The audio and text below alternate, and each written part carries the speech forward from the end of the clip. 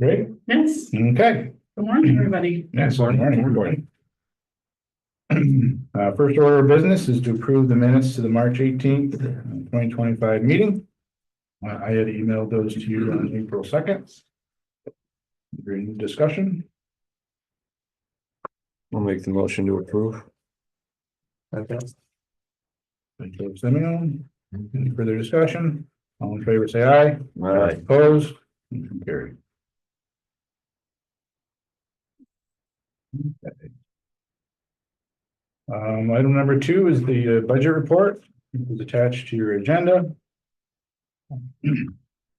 Relatively quiet month. On the revenue side, you can see the investment earnings, insured cash sweep, as well as your small earnings from the T-bill. Obviously, the next month it'll show up more so. Under the expenditures, you have the executive director's salary, disability insurance. Today we will discuss the renewal of the chamber membership at $299, payment to Emory Designs for the IDA website, as well as a final payment to Environmental Design Partnership for the wetlands determinations that they made at the Crossroads Park. You see your total expenditures for the month, $2,719.59. There were no other expenditures at Tryon. And you can see your investments at the bottom. Are there any questions or comments on the budget report? Someone would like to make a motion to approve? I'll make a motion. I'll second. Bills. Any further discussion? All in favor, say aye. Aye. Opposed? Under the committee reports, audit committee, Carol Ellis sent the monthly bank reconciliation report to Greg Chuckenmiller. He did sign them, return them back via email saying that everything was in order. Moving on to county report, Mr. Roll. Good morning, everybody. Economic Development and Environment Committee met April 2nd. Scott kept us there a couple hours. He had a lot to report. I did, yes. He did. So I'll tell you a few of the things. The full board will meet next Monday, so none of this is officially in until the full board approves it. MRB group, you folks know that you and the county pitched in for the development strategy, and the MRB group had about $5,300 left in the contract. So that money will be used to help MRB write some grant applications. But that money had to be carried over into 25, so it's the whole process of approving the money for them to use it in 2025. Application for building construction for the Great Sacandaga Lake Discovery Center was submitted last year and hoping to get APA approval and a permit this month. Scott is hoping this month will be the time. And if that happens, then site construction work can start almost immediately. Miller Excavation got that contract. And then the next move is advertising for bids for the building construction, which a resolution authorizing the advertising for bids will be on the agenda next Monday. And that construction could start in July if all goes as planned. The committee did approve a $52,000 resolution to pay Adirondack Studios of Argyle. Dave, you might be familiar with these people, maybe not, but they've done work for Universal Studios and Hershey Park, and they're going to design the inside of the Great Sacandaga Lake Discovery Center. Apparently, they don't work out of a big campus up in Argyle because Scott and John Stead had trouble finding a place. But they do a lot of work, national work, even international work. So they're going to do the work on the inside. First change order with Environmental Design Partnership was $12,000, and this is thanks to our friends at APA. They are requiring that EDP locate, document, and map all tree species in the project area that will be removed, as well as all of those that remain. So we have to know every type of tree that's up there. So APA needs 12 grand to do that. Sewer district number 5, that's our 30A30 sewer line. We're addressing places in Gloversville and Johnstown where infiltration and inflow issues have to be resolved. So far, 15 locations in Gloversville were identified. There will be more, but these are the 15, maybe the worst of the worst. And the low bid to address them was $940,000. The county's capital plan has $500,000 for this work. So the committee opted to cap the cost at 500.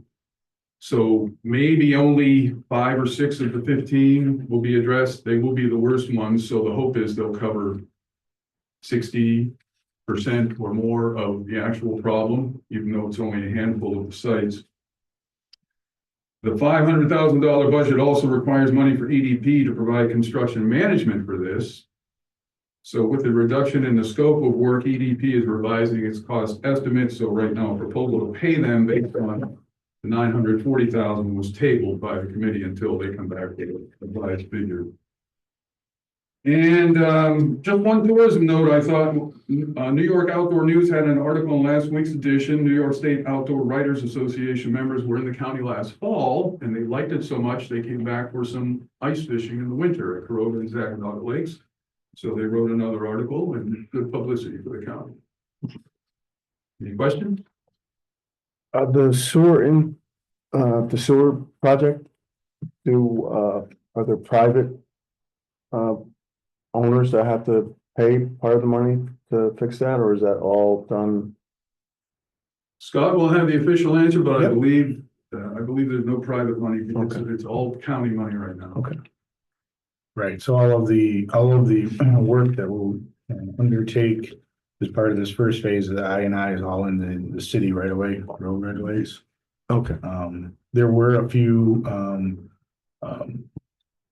during the smoke testing, we found a few roof drains that, were tied into the sanitary sewer rather than the storm sewer. And we coordinated with Dave Fox, the code enforcer, to contact those folks to get those resolved. It was per city code, you can't tie your storm sewer into the sanitary sewer. So that's one thing that we've done, but the rest of the I&I removal project area will be in the city right of ways, in the city systems. Okay. One more quick question. The Northville, if it does start in July, will it be open in a year's time? Is that the goal or timetable, Scott, or? The hopes to be open sometime in 2026, probably the latter end of 2026. Yeah, I just drove by there yesterday. Yep. And speculator. Adirondack Studios, what they're going to be doing is working with the county on designing the exhibits. Okay, that's really going to be their focus, putting the exhibits together. So. And is this gonna be a year-round facility or just nice weather? I think still to be determined. We do know that as we increase our tourism presence, this will also be another location for a tourism coordinator to maybe have some office hours as well. But we're really relying on the local historians to also staff this. One of the things we found when we started this initiative, one of our first steps was going around and meeting with all the local historians around the Great Sacandaga. And we found that, as you would expect, their budgets are the first to get axed at the local municipal level. Some of them don't have, color printers, they don't have scanners, they don't have research capability. So part of this initiative, we have built into it, historian research rooms where we'll have several computers, we'll have, technology and things like that, where they can use it to do their research. That's part of the concept too. And I would think if we could have ice fishing tournaments regularly, we would want that open in the winter. Right, when people are here. Yep. Okay, thank you, Mr. Roll. Jack Wilson is not in attendance, but we do have Ashley Capabianco from the chamber. Thanks again for attending. Anytime. Thank you for having me. Before I get into my report, we just want to thank you to all who supported our Business Expo and Annual Award Celebration on Thursday. It was a great success. We had over 40 vendors and 125 guests, and many of our community members attended this as well. So thank you for all that attended.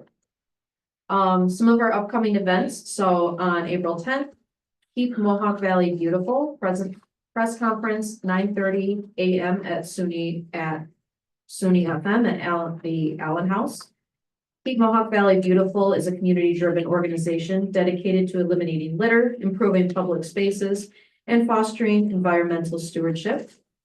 We are happy to continue our partnership with them and to kick off cleanup day initiatives. We will be partnering with the City of Gloversville, Fulton County CRG, MBT Bank, and transition students on their cleanup day on Wednesday, April 16th at 9:30 a.m. If you are interested, please meet us at the Gloversville City Hall at 9:30 that day. Also on April 10th, we are partnering with SUNY FM and Workforce Solutions to present Invisible Disabilities, Making the Invisible Visible. Learn how to support and retain employees with invisible disabilities. Hear from our speakers sharing personal experiences and challenges, followed by a panel discussion with Q&A. The program starts at 12 p.m. with a complimentary lunch, followed by presentations at 12:30.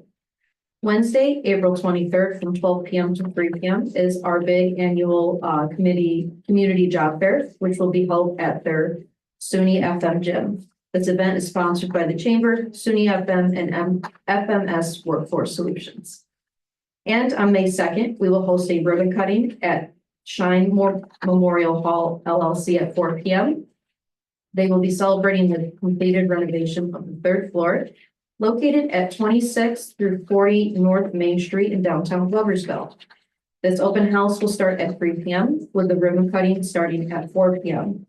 This project was funded by the Shine Memorial Hall Partners and New York State Downtown Revitalization Initiative Grant DRI, awarded to the Memorial Hall Culture and Art Center, Inc. Thank you, everyone. Do you have any questions? Thanks, Aaron. Thank you.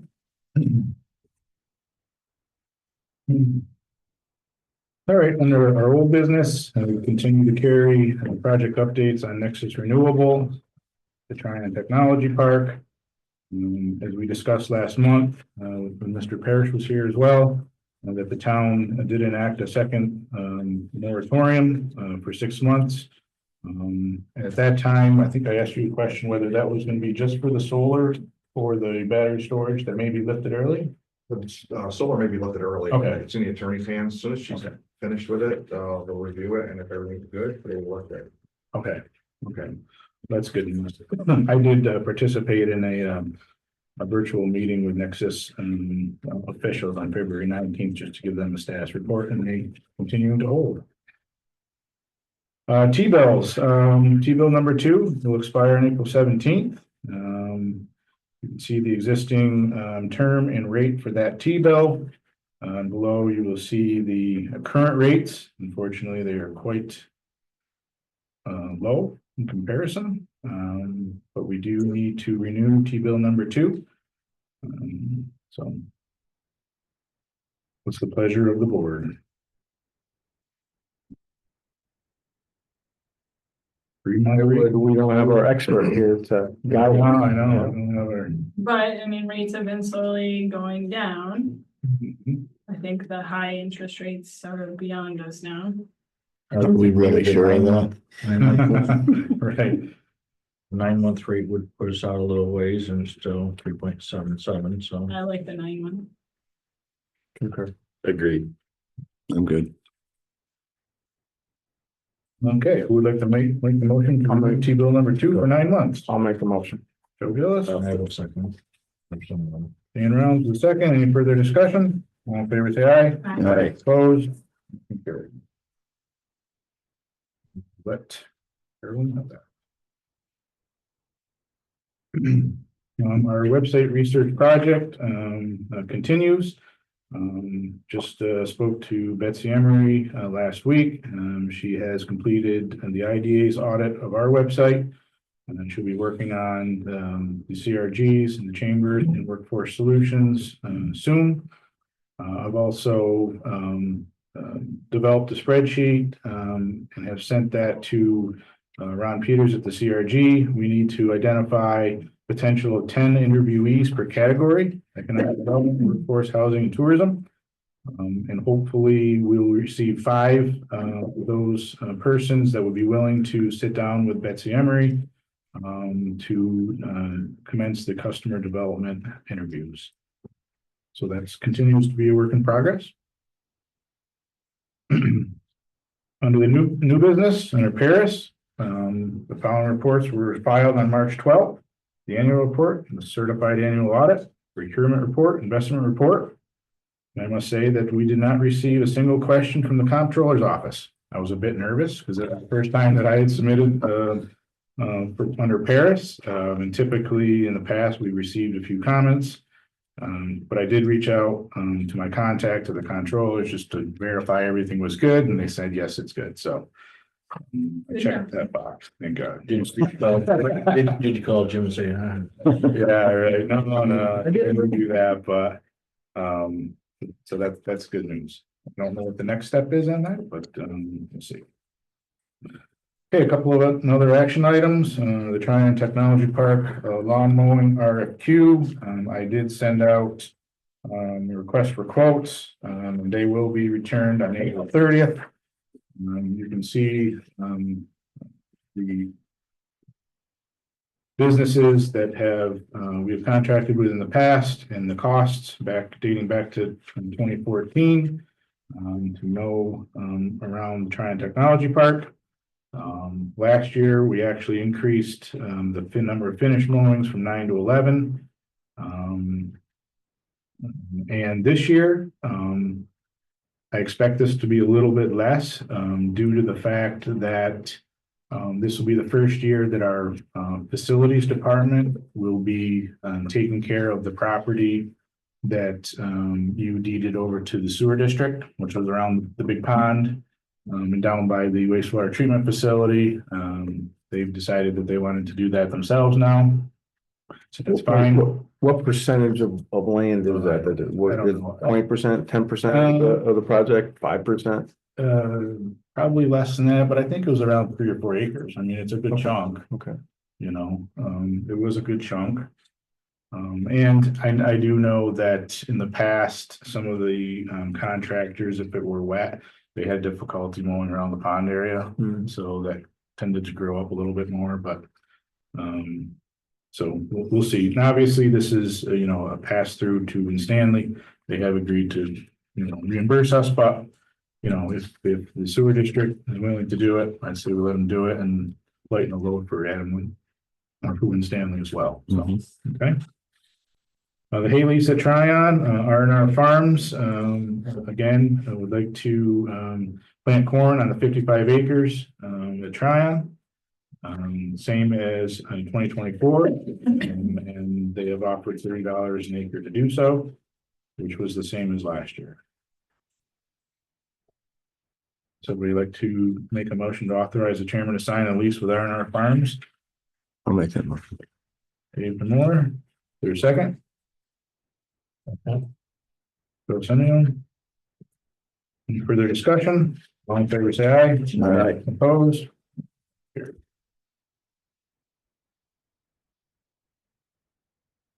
Okay, our annual chamber membership. We became a member of the chamber for the first time last year. We did receive our renewal invoice. The annual renewal fee is $299. We've included this in our budget. Somebody like to make the motion to authorize the annual membership renewal with the chamber. I'll make this. Made by Dan, I'll second. seconded by Dave. Any further discussion? All in favor, say aye. goes a lot quicker than the lawyers. Any opposed? All right, motion carried. Okay, moving on to Crossroads Park marketing. If you recall last month, I informed you that Colleen DeCristofaro was going to be leaving Howard Hanna and going to Gateway Realty Solutions. We've had the Crossroads Park under a listing agreement with Howard Hanna for 1 year. It's due to expire very soon on April 11th. Upon discussion, you decided that you would like to relist with Gateway Realty Solutions, but for a 6-month term. I went back to Colleen, informed her of that, and she has proposed 2 options. The first being she will do that for 6 months. However, she would like the IDA to pay for the cost of the new billboard that she'll have to create, which is around $500. Or if you do go for 1 year, she'll waive that cost. The commission structure remains the same at 6% overall, 2.5% buyer, 3.5% listing side. However, she did say that if she were to sell it independently, that she would only charge a 5% commission rate. So it's a little reduction that we did not have that through Howard Hanna. If you recall, the original listing price we had at $595. Right now it's at $575. You know, we've had some action on the site, no takers yet. But she is recommending that you may want to consider lowering the price a little bit more. And she's recommending between 5 and 550. I believe that it appraised for 600. That's my recollection. You know, remember. So.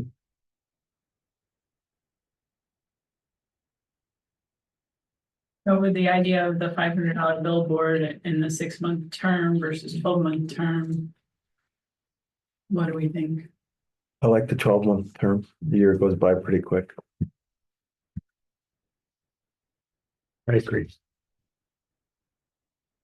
I would still keep the price on the higher side, say 550, room for negotiation. If that's what she's recommending, the range. Mhm. I mean, start at 595 and go down 50,000 or 45,000. Mhm. Has there been any feedback from lookers, Adam? Any feedback as to? I'm the mayor. Oh, I'm sorry. Yeah. Do we know? There we go. There's been limited amount in the past 3 months, I would say. I have not interacted with any of the previous companies that were looking. So. Do you think any thoughts? I think it's gonna be on the market for a while. I don't think in our current climate, there's gonna be a whole lot of incentive for anybody to be investing in property and constructing anything. So A 12 lot. months? Huh? So you're on the 12-month side? I'm agnostic about it. Okay. I could care less. And cost? 550? Same. It's gonna sit there, so list it for whatever you want. I heard 12 months and 550, right? Going once, Sounds good. going twice. I'm fine with that. Okay, let's see, you made that motion there, Sue? Sure. Would you like to second that for the record? I'll second it for Thanks, Sue. Dan. Yeah. All in favor, say aye. Aye. Opposed, motion carried. So 550,000. Okay, City of Johnstown Senior Housing Initiative. City of Johnstown owns several parcels of land along Prindle Avenue, totaling around 4.732 plus or minus acres. You'll see the parcels identified within your agenda. City of Johnstown has been moving forward, really looking for housing opportunities. And this piece of property or these properties, they feel as though is the perfect location. They're being proactive, and they changed the zoning for these parcels from a public use to a multifamily one. They've also recently, the planning board approved a 2-lot minor subdivision on one of the parcels because it included the Johnstown Community Center. So the Johnstown Community Center is on its own lot now. The city of Johnstown would like the IDA to take ownership of these properties in order to develop housing. As you know, we obtained an appraisal from Newmark Valuation Advisory. And with that, you know, the city of Johnstown, I think we said in the past, is the first municipality in Fulton County to become a pro-housing community under the state's pro-housing communities program. And we have Five Corners Development here, Sumit Gupta. And they're based out of Saratoga Springs, who's expressed an interest in developing housing. So I've asked Sumit to come and give a brief presentation to you on his proposal. Somebody come up. Yeah, why don't you come up and say here, just so we can put you on camera. We like to do that here. And for what it's worth, I'm on the board of the Saratoga Children's Museum, and we use Adirondack Studio for work there and have had great experience with them. But thank you guys for your time. Good morning. And again, Samik Gupta with Five Corners Development. Just to give a quick background on myself. So born and raised in the Capital Region, spent most of my career downstate and then in London, and then came back here during COVID. And historically, my background has always been on luxury market rate development. And when I came up here, just as a catalyst of what happened with COVID, as a catalyst of what's happening with construction costs, interest rates, I really shifted and started focusing more on workforce housing, affordable housing, both family and senior. So right now we've got 5 projects, Schenectady, Amsterdam, 2 in Troy, Saratoga, and then we're hopeful that we have an opportunity with the mayor's blessing to work on a project here in Johnstown. Based on conversations with the city and based on some early demographic information we've done some analysis on, the goal here is to really focus on senior housing. I think there's a critical need where you're seeing a lot of seniors who are living here in single family homes that have gone, they haven't had the ability to put money back, reinvest into their properties. So they're living in properties that are, a little bit in a state of squalor. There's an opportunity here with the Prindle property that is right adjacent to both the community center as well as the senior center. So it's very well positioned to be a great housing opportunity for seniors. We are going to be working through a market study. If there's an opportunity to work on this project here, we'll be working through a market study that's going to really help drive and dictate the density, the AMI targets. I can say right now that the goal is somewhere between 60 and 90 units. That would be, ideally we want to shoot towards the higher end, but really the market studies are really going to dictate the net number. From an AMI standpoint, the goal will be around 60 to 70% AMI. So again, just to reiterate, this isn't Section 8 housing. This isn't voucher-based housing. This is really housing that's driven by individuals' incomes. So this is pensioners and those on Social Security. And the Prindle Ave property, as Scott mentioned, is 4.7 acres roughly, consisting of 3 parcels, or now it's 1 parcel. And it's a beautiful site, right? The fact that you have the Hale Creek Trail that's running through, the Hale Creek running through there, the trail that's running behind. Our goal is to, with your guys' blessing, is to take the property, redevelop, or I guess put money towards the infrastructure on the trailway, and then donate that back to the city to keep that open for public use in perpetuity, and really focus on trying to build the senior housing on site, build parking, surface parking on site. And then we're working towards trying to, as I'm sure you guys have heard, that as of Jan 1st, there's new changes to wetlands regs. And so we just have to work towards getting jurisdictional determination on what part of that parcel will be usable, because there is a possibility that there are freshland waters around the area. So with that said, I'm sure I missed a lot of things, but happy to answer any questions.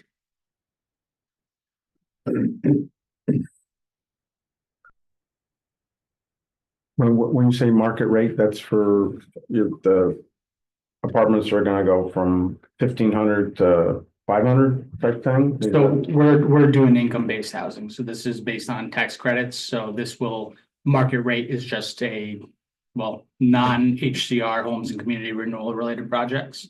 So a market rate project, which would be 1,500, 2,500, that's not what we're doing. We're doing income-based. So again, the market studies can really help dictate what this is, and it's something that we would get into after, if and when this passes.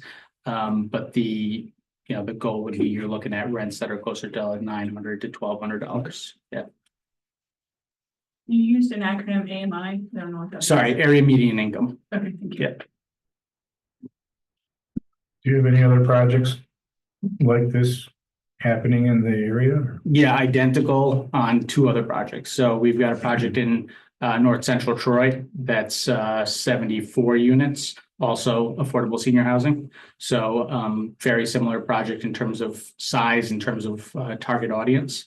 And then we just announced, I don't even know if it's really public, but it's okay to say, another project that's going to be just like this. Again, senior housing, affordable in Amsterdam. That's going to be somewhere between 65 and 85 units. Mm-hmm. Yeah. Do you have a manager on site? Yeah, so we are partnered with NRP Group. NRP is one of the largest developers in the country. So I think historically they usually are third or fourth largest in the country. So they're vertically integrated. So they do, not only are they there for pre-development, but they're there for their GC as well.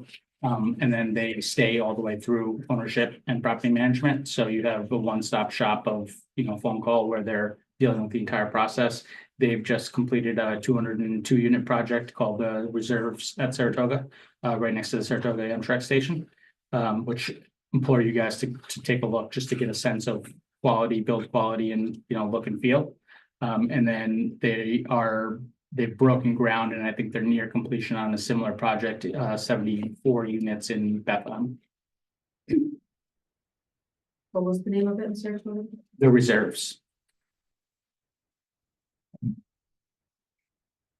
I'm curious a little bit with the positioning of the community center being where it is, and I know it's now partitioned off from the rest of the property. But has there been any dialogue with the nonprofit organization that operates it to kind of get their feel on how that area will largely operate with the construction site and the eventual finished project?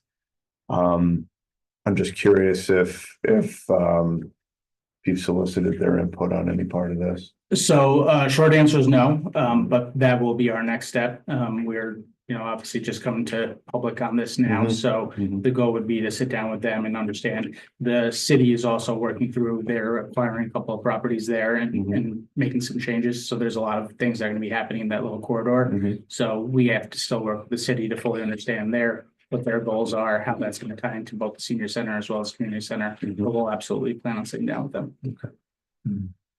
We have not had a conversation with them. The city owns the building, the community center building. They house very few events per year. But that was moving forward. If you have a housing unit like that, it'd probably be a nice avenue to have a community center there for a housing project like that. Having had recent conversations with one of the board members there, not about this project, but just generalized conversation.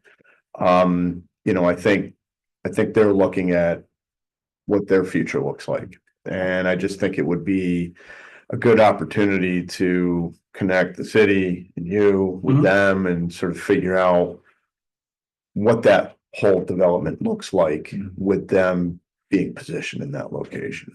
That's all. That'll be a conversation, but like right now, I always say, don't put the cart before the horse. Lower priority, I get that. Yeah. Let's have these conversations. Let's get through the process of, this project moving forward. And then those conversations will definitely happen. Yeah, we like to make a concerted effort to be very front facing with the community. So as and when we get to the next steps and, gotten through diligence is spending time with the community, both the local nonprofits as well as neighbors, just to give them an understanding of what we're trying to do. Because a lot of misconceptions and rumors that float around, and we prefer to be the ones to say, here's what we're actually, the intent is. Yeah.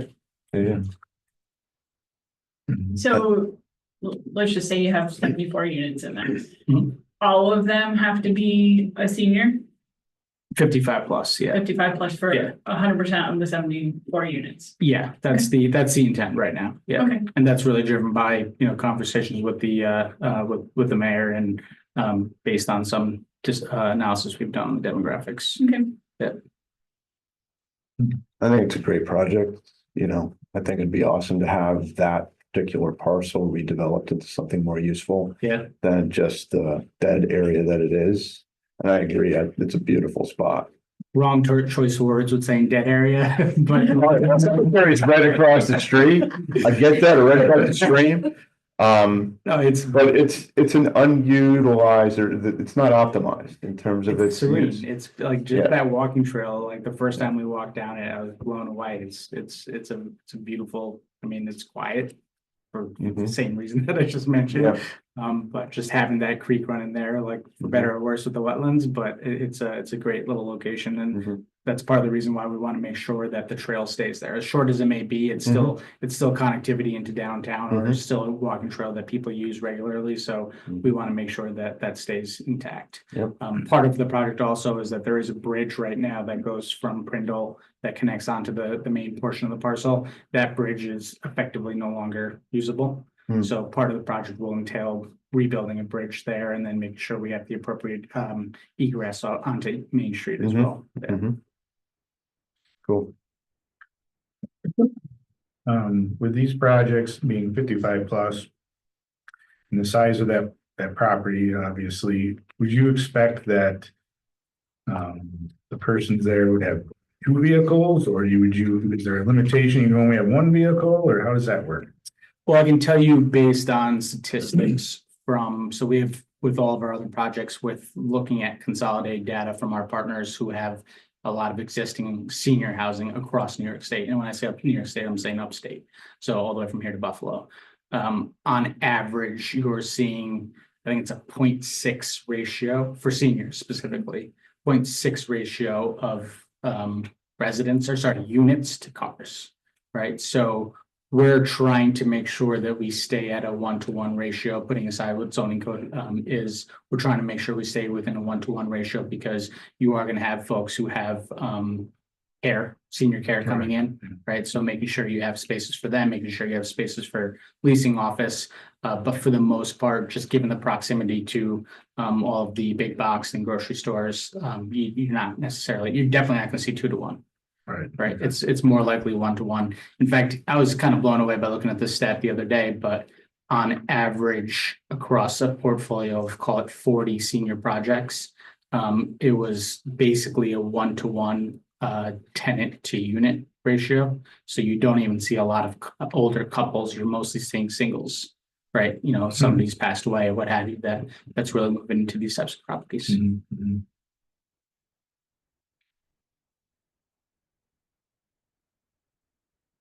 What sort of amenities are you gonna have incorporated into this? Yeah, sure.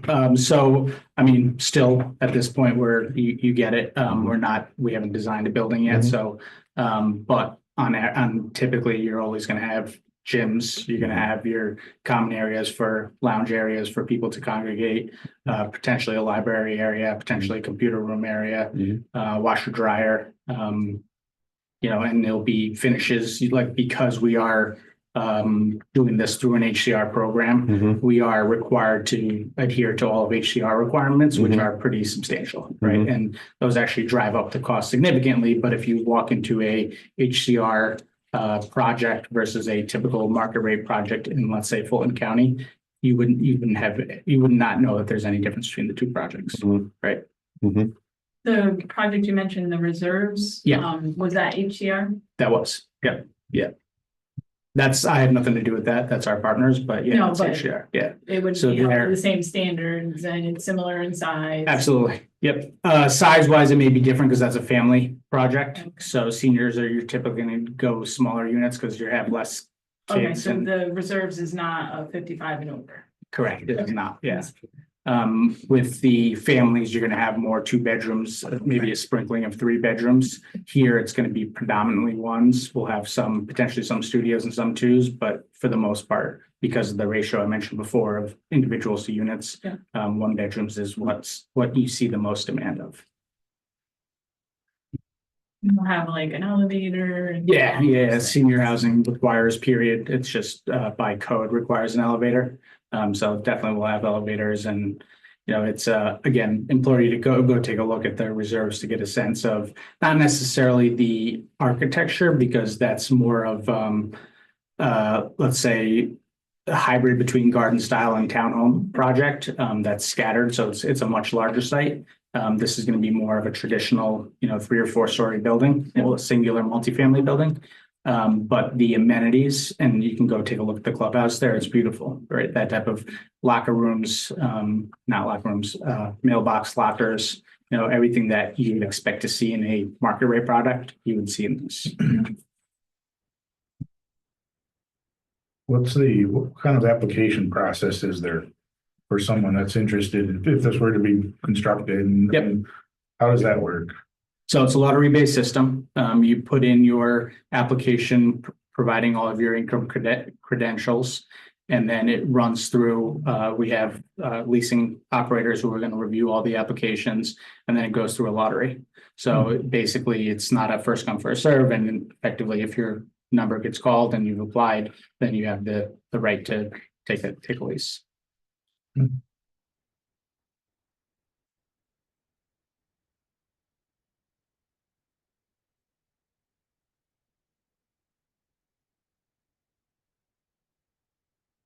Questions, comments?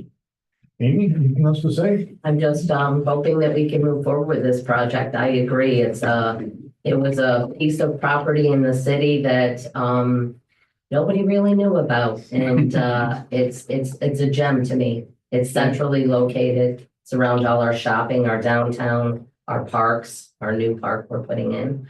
I think it's a great project, and I have been working with Samit for a year and a half, maybe, just talking about different things and different properties. This wasn't even the property that Samit originally was looking at. So when this came about, it was something that we said, hey, take a look at it. And I'm hoping it goes through because it's make a big difference in Johnstown.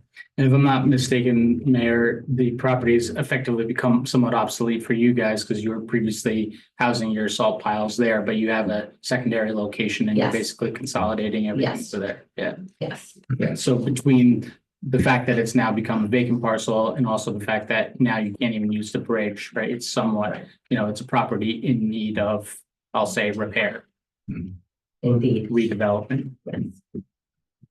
Well, thank you. Yeah. Samit, have you had experience in other housing in Fulton County? I mean, any other developments in Fulton County?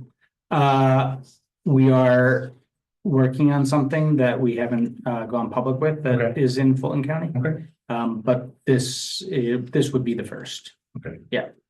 I mean, I've known Ron now for, I don't know, since I moved up here, so since 2020, really. Mhm. So, we're actively looking for more opportunities in Fulton County. In fact, I'm speaking at the Mohawk Valley Brownfield Summit in a couple of weeks, Yep. and then doing a tour of a handful of other markets. So we want to be more active in this community because it's a market that has the same national affordability housing crisis that everybody else has, but it's in our backyard. It's a market where we feel comfortable. It's in the proximity of where I want to focus development opportunities. So, and more importantly, when you have willing mayors like Mayor Prout, you have willing IDAs, hopefully. And then you have great groups like Ron Peters' group. Like, it just helps to make this a lot easier transition. Should say transition. So it makes it a lot easier for us to want to do what we're trying to do. In some markets, development can be very challenging, and especially when you have municipalities or competing political positions. But the ultimate, at the end of the day, I think everyone buys into the same philosophy that the community has a need, and the need is housing, and the need is housing that's affordable to the average person, both lowercase and uppercase A affordable. And so we're just trying to find I don't want to say necessarily the path of least resistance. We've got a lot of complex deals, but it's about solving for what's out there. The need that's out there. I'm curious if, We're going to hire CT Mail. wasn't going down that well, but it's like that conversation. No, I was curious if the market study will explore broader impacts on the presence of this development as it relates to how it'll impact properties, rentals along the Main Street corridor. What sort of framework does that market study? Yeah, so it's less of a forecast on other properties. It's more of here's the supply, here's the demand, here's the local demographics, here's the income bands, and here's where your capture rate is going to be, right? And that's really what our targeted focus is for the market study. But I think suffice it to say, despite your earlier comment about nobody should be investing in building right now, I didn't say that exactly. I just said, I didn't think there was a lot of incentive to be doing. so. Correct, well, same thing, more or less, inevitably, you're going to see, you'd like to believe that there will be an uptick in value, right? Mhm. It, not only does it, there's a couple of things, one is it catalyzes other people to want to invest into the area, Mhm. right? Because when you see one developer coming into a town, others start saying, hey, what's going on, we should be Mhm. looking at the market. Two, it creates more retail opportunity, right? Mhm. Because you bring, let's say, let's say it's a 74 unit project and half the residents are from Johnstown already and Mhm. the other half are coming from Gloversville or other parts of Fulton County. You're bringing more retail sales tax locally. And then the last thing is that we historically have seen a desire for people to want to also put money into their own existing properties Mhm. when something nicer comes into the area. So it's almost like a personal reinvestment that you start to see in the area around the neighborhood. Yeah, well, where I was going with that, this is maybe more for you, Amy, in terms of. I mean, I don't know all the property owners in downtown. I know a few of them, and I could see a scenario where this could be viewed as a degree of competition. I think it should drive people to make improvements to their properties, Mhm. but I don't know that that's always the case. And given where you guys are now at with the development of your financial stability and all that sort of thing, it might be an opportunity to maybe find pathways to maybe make some grant applications for Main Street improvement. Just as a way to sort of bolster the idea that this isn't necessarily meant to pull from other people's what they have. Because there aren't really a lot of seniors living on Main Street just because of the lack of accessibility. But I do think that there will be, some pressure and some people could get frustrated with, oh, the city does all this for everybody else, but not for me kind of attitude. I don't know if you've had any kind of conversation that hints at that. Maybe I'm grasping at You something. personally know where I'm at with grant writing. Yes. We're just diving into it. Yeah. And, I'm not afraid of it. It's a long process. Mhm. We're starting baby steps, but we're gonna build. Mhm. And, downtown is always on the top of mind, when it comes to revitalization, putting back in your community. It's our hub where we celebrate, we have events. Sure. That's always top of mind. Unfortunately, you're always gonna get people are going to say, they don't do enough for me. They don't do enough for me. Time will tell. I care about the community, just like my council cares about the community. We're here to reinvest.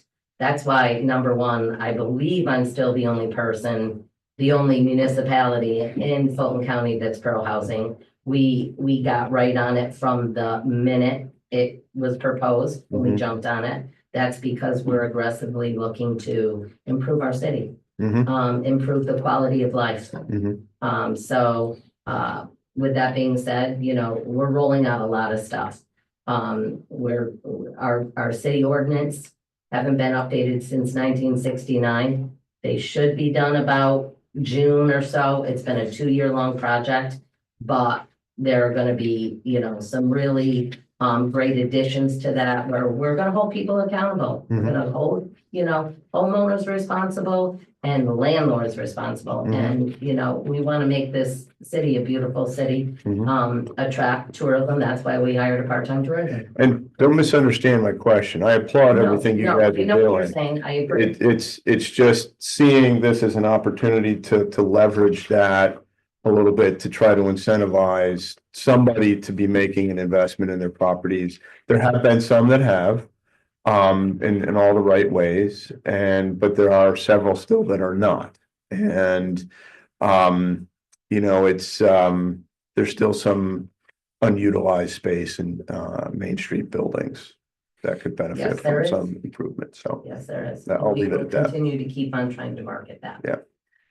If you don't mind me answering as well, partially, like part of this is an organic event too, right? Because from what I understand, along East Main, right in front of this parcel, there are a handful of landlord-owned properties. Mhm. And as you can see from the exterior conditions, like the facades, like there's a lot of work that needs to be done. Mhm. They haven't necessarily had a force to push them to Mhm. say, hey, we need to start reinvesting in order to maintain our tenancy. Mhm. And I'm not trying to say we're trying to force that competition, but organically that does become a byproduct of Mhm. it because they need to understand that they should be reinvesting in their properties. Otherwise, they lose tenants. And that gets to the essence of my question. Sure. You've seen this in pragmatic terms, you've seen this happen in other development locations, Yeah, locales. absolutely. Yeah. Like, I mean, it's a organic mechanism to force people to say, hey, we gotta start reinvesting into our property, right? I mean, put it into you differently. If we build this thing to tomorrow and then the day after somebody says we're proposing this super luxury thing right across the street, right? Couple of years from now, we have to realize that we may lose tenancy to Mhm. them and it Mhm. forces us to reinvest and to make, Mhm. make the gym a little bit bigger, to make this make changes to our project in order Yeah. to stay relevant. Kind of have a question leading up to that. So would this be an affordable housing? This might be a silly question, but how do you guarantee or try to continue to make it affordable housing for the seniors? Like if you have to make updates or keep up with things, how are you going to plan to continue to make this affordable housing for seniors where the price does not drive up so high where it becomes not affordable? Sure, no, it's a great question. So by entering into a program with HCR Homes and Community Renewal, we have a 15-year regulatory period. So for 15 years, we are mandated to not only maintain to certain conditions, but also that our rents are effectively capped, right? So we drive the rents initially based on the demographic information. And then from there, annually, the growth has to be capped by CPI growth, right? So we can't just say, oh, hey, the starting point's 900 and next year it's going to be 3,000. And then at the end of 15 years, we have the opportunity to go back and basically reapply into the same program, put new capital, significant capital into the building to bring it up to more modern standard, and then basically go back into another 15-year regulatory period. But it's a great question. We are pro housing in the town of Johnstown too. Okay, Just let you so know. you did get your pro housing So yeah, certificate. we're there. And the other thing with you, I got just under 100 blight situations I'm dealing with, and I've already been attacking them. I'm only one person with many hats. Mhm. I'm the building inspector, the CEO. Sure. I agree with you. As I get properties cleaned up, the other neighbors do start to see it and make a difference. And I got investors that'll come in and start buying those properties near it Yeah. to flip them and bring them up to grade too. So that will work. Yeah. And you should look at the AHOP program if it's not something that The one. AHOP, Affordable Home Ownership Program. So it's a new program that HCR rolled out, I'll say 1.5 years ago, 2 years ago. And effectively, it provides subsidy dollars for either investors or individuals to put dollars towards reinvesting or rehabbing properties and then selling them. So it's specifically for sale as opposed to for rent. That's AHOP, HOPE. AHOP, Affordable Home Ownership Program. Oh, thank you. Yeah. I have a tougher question to ask you. A lot of these houses that you're talking about are probably paying $2,500 a year in taxes for a unit. Mhm. So what kind of taxes are you looking to pay for each one of your units? So part of our, I guess, program here is that we are looking to come to the county for a pilot program. Okay. So we have, again, super early in the process, so we haven't sat down to really say, hey, what do your other pilots look like? Understand what precedent is, understand what's necessary based on us having a design project, our construction costs, et cetera. So a lot of a conversation once we get to that stage. Okay. But it is something that we are, a pilot is something that we're looking to come to the county for. Okay. Yeah. And again, it's from the basis of zero, right? So I don't know how long the city's owned the property, but for a long time, it's not paid any tax revenue. So, every incremental dollar is better than where it is today.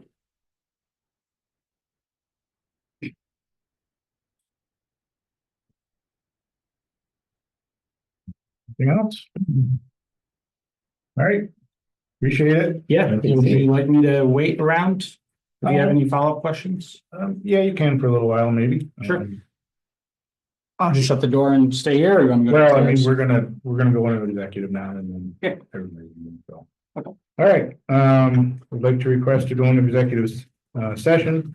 To discuss the proposed acquisition, sale, or lease of real property, or the proposed acquisition of securities, or sale or exchange of securities. Held by such public body, but only when publicly will be substantially affect the value thereof. Somebody like to make that motion? I'll make a motion. Dave, is That's there a second? it. You have some- is that your opinion? Yeah. Thank you. Yeah, everybody. Thank you. Take care. Any further discussion? All in favor, say aye. All right. Opposed?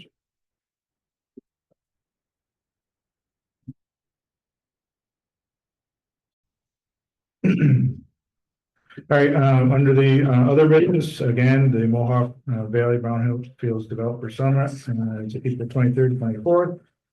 Herkimer College, hopefully you can attend. If you'd like to register, you can use the public code and you get it for free.